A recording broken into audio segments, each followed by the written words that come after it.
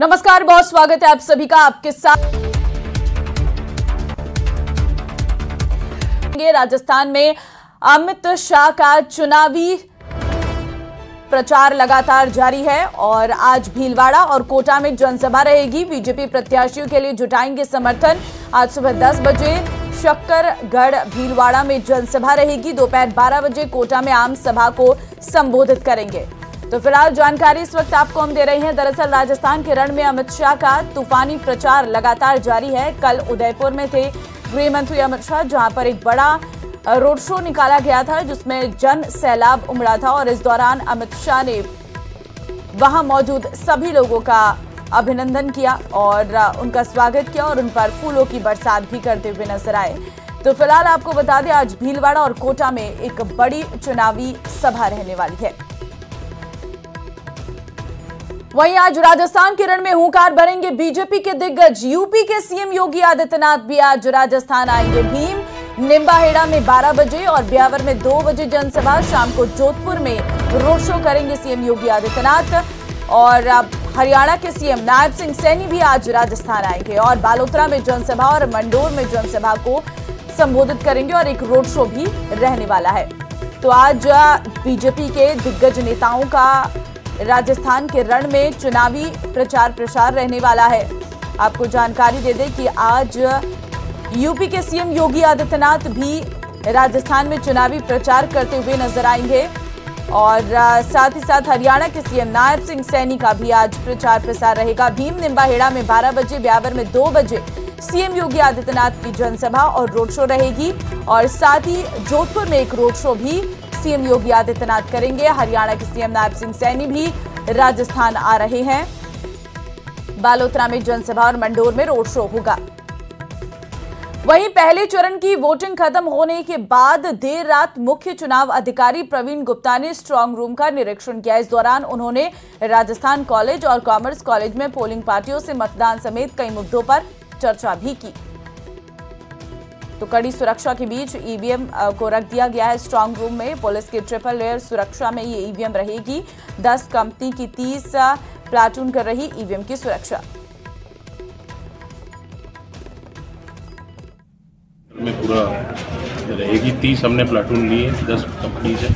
दोनों फेजेस की बात कर रहा हूँ। प्रथम फेज में 5 कंपनी है। ये ईवीएम गार्डिंग जो मेन कोर है, सीसीटीवी कैमरा और सीएपीएफ की गार्डिंग में रहेगी हर कमरे के बाहर। और बाहर ही पुलिस का पूरा कॉर्डन रहेगा। आउटर कॉर्डन पुलिस का, आरएसी का, अन्य कॉर्डन, तीन स्तरीय कॉर्डन चलता है। इसकी गार्डिंग रहेगी 4 जून की सुबह। मतदान के दौरान कई बार कुछ ऐसी तस्वीरें सामने आती हैं तो हैरान करने वाली और सोचने पर मजबूर करने वाली होती है। पहले चरण के मतदान के दौरान भी अलग अलग इलाकों से मतदाताओं के हौसले को सलाम करती और उनके मजबूत इरादों को दर्शाती तस्वीरें देखने को मिली। देखिए रिपोर्ट।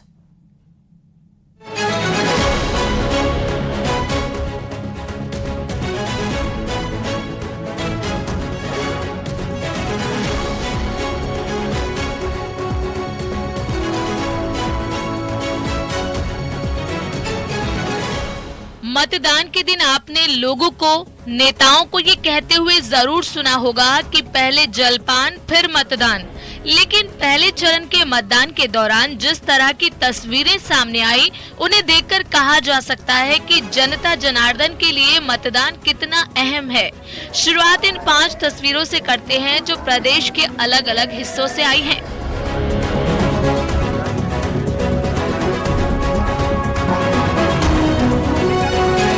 आप देख सकते हैं नागौर, चूरू, झुंझुनू, श्रीगंगानगर और धौलपुर में नव दंपति से लेकर विदाई होने तक दूल्हा दुल्हन ने मतदान किया।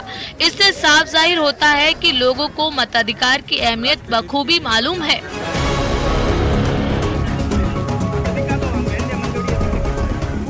अब जरा कोटपूतली से आई इन तस्वीरों को देखिए, जहां कद में छोटे जावेद और दिलावर खान अपनी पत्नी के साथ वोट देने पहुंचे। मतदान केंद्र पर लोगों ने उन्हें हैरानी से देखा, लेकिन उन्होंने लोगों को जब वोट की कीमत समझाई तो हर कोई हैरान रह गया। वोट की कीमत क्या होती है, ये झुंझुनू के जोशी परिवार से समझा जा सकता है। परिवार के अलग अलग सदस्य मीलों दूर रहते हैं, लेकिन मतदान के दिन सभी एक जगह इकट्ठा हुए। परिवार की सभी महिलाएं एक रंग की साड़ी में मतदान करने पहुंची, जिसमें 110 साल की बुजुर्ग मणि देवी भी थीं। दौसा और झालावाड़ में तो माहौल बिल्कुल अलग नजर आया। दौसा में जहां मंगल गीत के साथ बारात निकली, वहीं झालावाड़ में म्यूजिकल, बैंड प्ले और वोट बारात का आयोजन हुआ। मकसद मतदाताओं को ज्यादा से ज्यादा वोट के लिए प्रेरित करना था।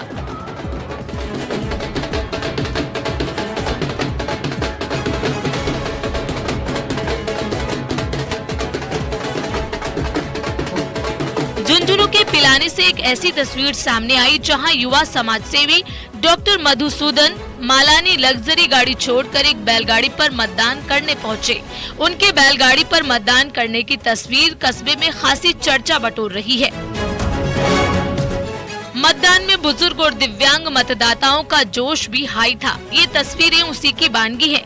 करौली में जहां एक बीमार बुजुर्ग परिवार के लोगों के सहारे से मतदान के लिए पहुंचे, वहीं श्रीगंगानगर के सादुल शहर में 95 साल की बुजुर्ग महिला इंद्रावती ने वोट डाला। वहीं हनुमानगढ़ में एक दिव्यांग महिला बिना व्हीलचेयर की मदद के मतदान प्रक्रिया को पूरा करते नजर आई। झुंझुनू में तो एक दिव्यांग व्हीलचेयर पर बैठकर मतदान केंद्र पहुंचे, जबकि उनके पीछे पीछे एक महिला भी सहारे से चलती नजर आई। करौली में भी एक दिव्यांग शख्स मतदान बूथ पर अपने मताधिकार का इस्तेमाल करते नजर आया। लोकतंत्र के महापर्व में सभी की आहुति अहम होती है, लेकिन उम्र के इस पड़ाव में भी जो बुजुर्ग और दिव्यांग सभी बाधाओं को किनारे कर मतदान केंद्रों तक पहुंचते हैं, ये उन लोगों के लिए एक सबक है जो ये सोचते हैं कि उनके एक वोट के न डालने से क्या फर्क पड़ता है। Bureau report, news 18 Rajasthan.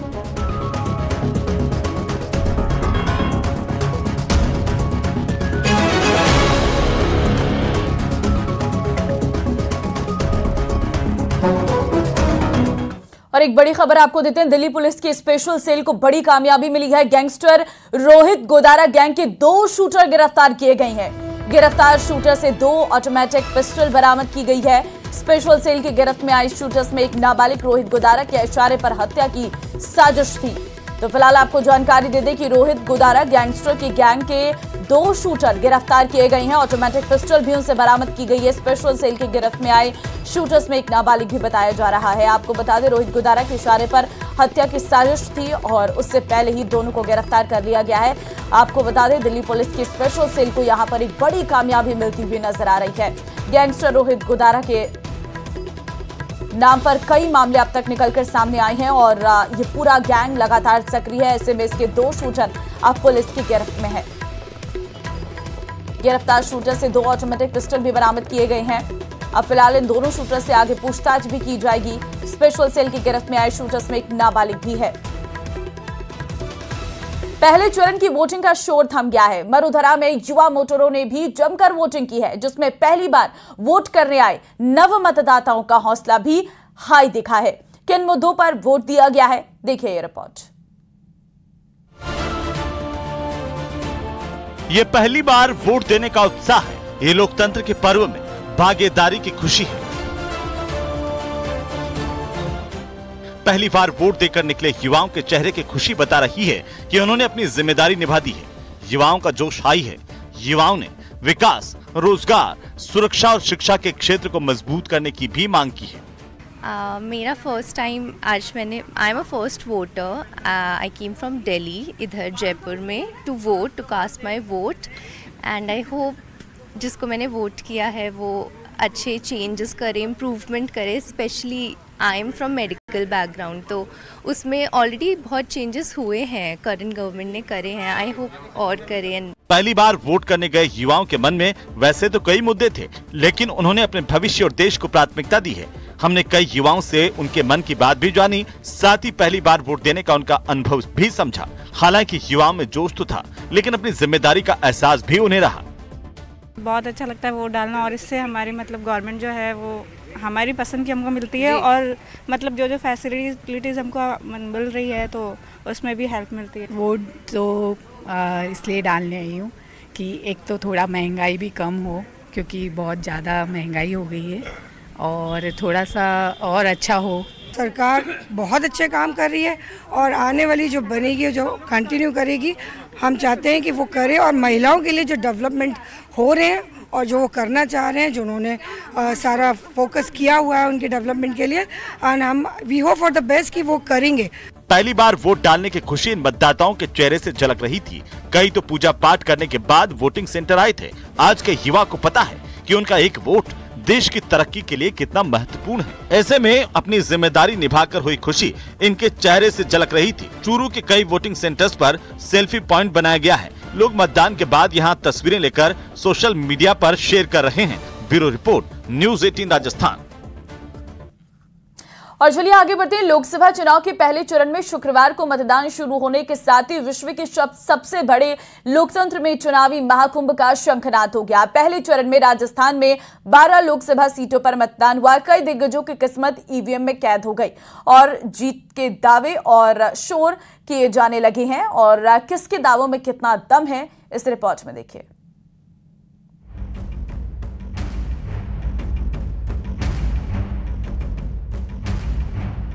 देखिए, राजस्थान में तो चौंकाने वाले परिणाम होंगे। बहुत अच्छा माहौल बन चुका है। उनका कारण भी है कि पिछले असल चुनाव में हमारी सरकार न जाने जिस प्रकार झूठ का सहारा लिया गया। जीत के दावे अब भी हैं, लेकिन दांव में पहले जैसी जान नहीं सुनाई पड़ रही। समझने को आप इसे चुनाव प्रचार की थकान भी समझ सकते हैं या पहले चरण की जोर आजमाई से अर्जित ज्ञान। लेकिन इतना तय है कि जीत के दांव में कांग्रेस अब कमजोर नजर आने लगी है। बॉडी लैंग्वेज को पढ़ने की जरूरत नहीं, स्वर का उतार चढ़ाव और चेहरे की भाव भंगिमाएं बता रही हैं कि कांग्रेस अब बस भरने के लिए जीत का दम भर रही है। कम से कम अशोक गहलोत को सुनने के बाद तो ऐसा ही लगता है। 5 लाख दे दिए हिंदू को, 50 लाख दे दिए मुसलमान को, कन्या वाले मामले पे जो मीडिया का उपयोग किया इन्होंने, सोशल मीडिया का, तो लोग एक तो उसको सवाल पूछ रहे थे। समझ इसकी में शानदार थी, उनको याद करने लगे अभी से। तीसरा, नई गवर्नमेंट बनी, वो टेक ओवर नहीं कर पा रही, तो मुझे लगता है इस बार परिणाम चौंकाने वाले हैं। दूसरी ओर शुक्रवार को पहले चरण के मतदान के बाद प्रदेश के मुखिया अपने परिवार के साथ जयपुर के आराध्य देव गोविंद देव जी की शरण में पहुंचे। गोविंद देव जी मंदिर में मुख्यमंत्री ने करीब 10 मिनट तक पूजा अर्चना की। मंदिर के पुजारी ने विशेष पूजा करवाई। पूजा पाठ के बाद सीएम भजनलाल शर्मा से जैसी जीत की हुंकार की उम्मीद थी, वैसे शब्द तो सुनने को नहीं मिले, लेकिन हाव भाव साफ बता रहे थे कि बीजेपी चुनावी समर में अपनी जीत को लेकर पूरी तरह आश्वस्त है। देखिए, गोविंद देव जी आराध्य हैं हमारे सबके। आज एकादशी है। मैं उनके दर्शन करने के लिए, उनसे आशीर्वाद लेने के लिए आया हूँ। निश्चित रूप से मुझे पता है कि ठाकुर जी बहुत अच्छा करने वाले हैं और हमेशा अच्छा करते हैं। मैं उनसे इतना ही करने के लिए आया हूँ कि हमारा राष्ट्र मजबूत बने, हमारा प्रदेश मजबूत बने। शुक्रवार को पहले चरण के प्रत्याशियों का भाग्य ईवीएम में बंद हो गया। मतगणना 4 जून को होगी। तब तक बीजेपी और कांग्रेस के उम्मीदवार अपनी अपनी जीत के दावे कर रहे हैं, लेकिन दांव और हकीकत के बीच 26 अप्रैल भी है। इस दिन दूसरे चरण का मतदान है। प्रदेश में दूसरे चरण की सीटों के लिए दलों ने प्रचार शुरू कर दिया है। इसी कड़ी में शुक्रवार को केंद्रीय गृह मंत्री अमित शाह ने लेक सिटी उदयपुर में रोड शो किया। लेकिन अशोक गहलोत से जब दूसरे चरण के चुनाव प्रचार के बारे में पूछा गया तो जवाब भी एक किस्म का सरेंडर नजर आ रहा था। प्रियंका जी आ गए, राहुल गांधी जी आ गए, जो खड़गे साहब भी आ गए, 3 लोग आ चुके हैं और सोनिया गांधी जी भी आ गए। तो चारों जो हमारे मुख्य नेता हैं वो जयपुर में, चित्तौड़ में, जालोर में और दौसा में, अलवर में जा चुके हैं और गंगानगर के अंदर थोड़े दिन आ गए। तो मैं समझता हूँ कि हमारा तो टेम्पो बहुत बना हुआ है और बहुत ही व्यवस्थित ढंग से कैंपेन हो रहा है। वो अलग बात है जो हमारे खाते बंद कर दिए।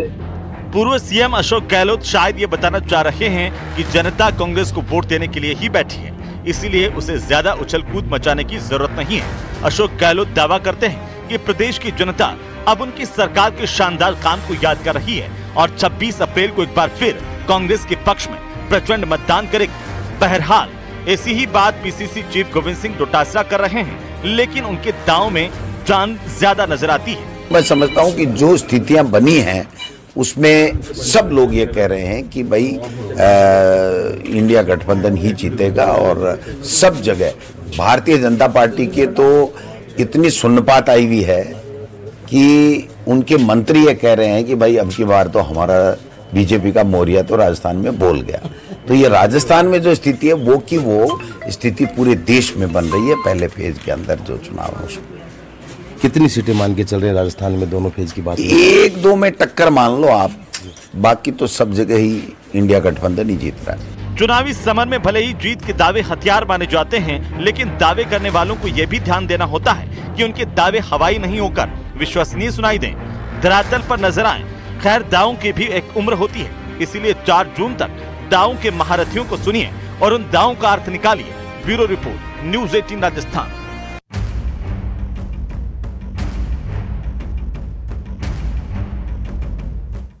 और चलिए यहाँ वक्त एक छोटे से ब्रेक का है, फौरन हाजिर होते हैं।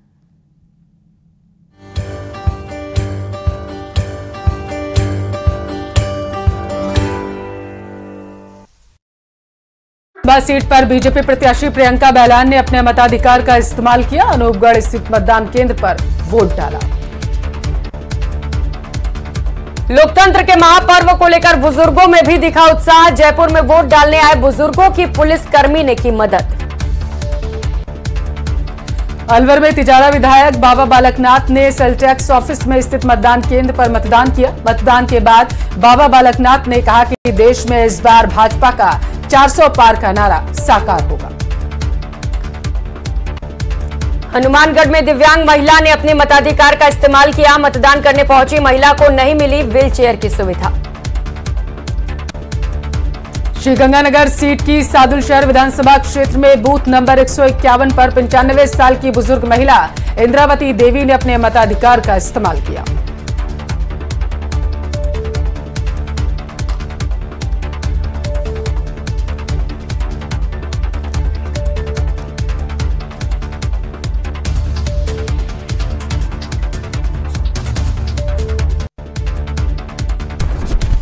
प्रदेश की 12 सीटों पर मतदान जारी। जयपुर में सीएम भजनलाल शर्मा ने पत्नी के साथ डाला वोट, तो डिप्टी सीएम दिया कुमारी, बाबा बालकनाथ, मोहन भागवत ने किया मतदान।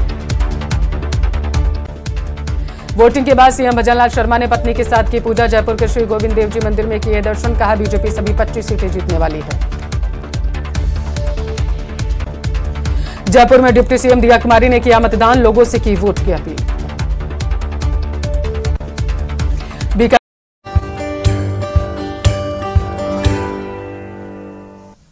और चलिए ब्रेक के बाद एक बार फिर से आप सभी का स्वागत है। कोटा में प्रहलाद गुंजल निकालेंगे जन आशीर्वाद यात्रा। कोटा से कांग्रेस प्रत्याशी हैं प्रहलाद गुंजल। शाम 4 बजे जन आशीर्वाद यात्रा होगी शुरू। पीसीसी अध्यक्ष गोविंद सिंह डोटासरा भी होंगे शामिल।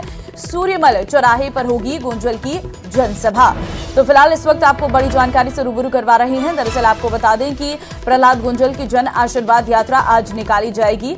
दरअसल कोटा से कांग्रेस प्रत्याशी हैं प्रहलाद गुंजल और भारतीय जनता पार्टी का दामन छोड़कर कांग्रेस का दामन उन्होंने इस लोकसभा चुनाव में थामा है।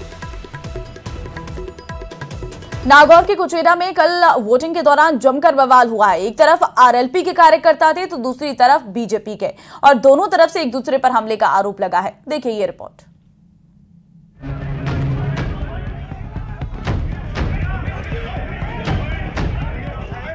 लाठी डंडे, थप्पड़, लात घूसे, इस वीडियो में सब है। और आप ये मत समझिए ये फिल्मी सीन है। ये सीन भी रील नहीं, रियल है, और ये लड़ाई भी रियल ही है। नागौर में लोग निकले तो वोट देने के लिए थे, लेकिन बीच रास्ते में हो रहे इस संघर्ष से यहां की जनता भी परिचित है। एक तरफ बीजेपी के कार्यकर्ता थे तो दूसरी तरफ हनुमान बेनीवाल की सेना। विवाद की शुरुआत वोटों को लेकर हुई। इसके बाद कुचेरा नगर पालिका के अध्यक्ष तेजपाल मिर्धा और आरएलपी के कार्यकर्ताओं के बीच विवाद हो गया। जुबानी वार के बाद बात हाथापाई तक पहुंच गई। तभी भीड़ में से किसी ने तेजपाल मिर्धा के चेहरे पर मुक्का मार दिया। आंख के पास चोट लगने से तेजपाल मिर्धा की खून बहने लगा। इसके बाद दोनों पक्षों में जमकर मारपीट हुई। तो वहीं जब घटना की सूचना तेजपाल मिर्धा के चाचा को लगी तो वे भी लड़ाई के मैदान में पहुंच गए। वहीं खींवसर के पूर्व विधायक नारायण बेनीवाल भी मौके पर पहुंच गए। दोनों पक्षों ने एक दूसरे पर पहले मारपीट करने के आरोप लगाए हैं। मतदान की शिकायत मिली थी और इस बार डबल इंजन की सरकार ने हद ही कर दिया। मतलब आचार संहिताओं की जो धज्जियां उड़ी कि कायदे से कल 6 बजे के बाद इस संसदीय क्षेत्र के अलावा कोई भी व्यक्ति यहाँ कायदे से नहीं रह सकता। उसके बावजूद हरियाणा के सैकड़ों लोग यहाँ माहौल खराब करने आए हैं। अभी हमने कलेक्टर से भी बात की है, चुनाव आयोग में बात करेंगे और इस सिस्टम को ठीक करेंगे, इसलिए हम यहाँ आए हैं। वहीं आरएलपी के प्रमुख हनुमान बेनीवाल ने सत्ता पक्ष पर हमले के आरोप लगाए। साथ ही मुख्य निर्वाचन अधिकारी से भी बात की। तेजपाल मिर्धा ने भी मारपीट के लिए आरएलपी को जिम्मेदार ठहराया। का मैटर है तो मैंने जाकर उनको बोला कि भाई इस तरीके से मत करो, तो उन्होंने कर दिया था हमला। जितने में मेरे कार्यकर्ता पहुंचे तो किसी ने क्लिप पहन रखी थी, तो उसने वो उसकी क्लिप की मार दी। बाकी जो है वो एक तरीके से चवन्ने टाइप के लोग हैं, उन्होंने बदमाशी के हिसाब से किया कि यहाँ का माहौल खराब हो जाए और जो इनके ज्योति जी के पक्ष में वोट पड़ रहे हैं, पोलिंग हो रही है, वो नहीं होके यहाँ पे डिस्टर्बेंस आ जाए और किसी तरीके से ये जो गठबंधन है इसको वोट मिल जाए। हालांकि नागौर में चुनाव के समय ऐसी मारपीट की घटनाएं पहले भी सामने आती रही हैं, लेकिन इस बार माहौल ज्यादा ही गर्म था क्योंकि एनडीए और यूपीए के नेता आपस में पार्टी बदल चुके हैं, लेकिन सियासी अखाड़ा हमेशा से ही वोटों को लेकर हुआ है। महेंद्र बिश्नोई, न्यूज 18 नागौर।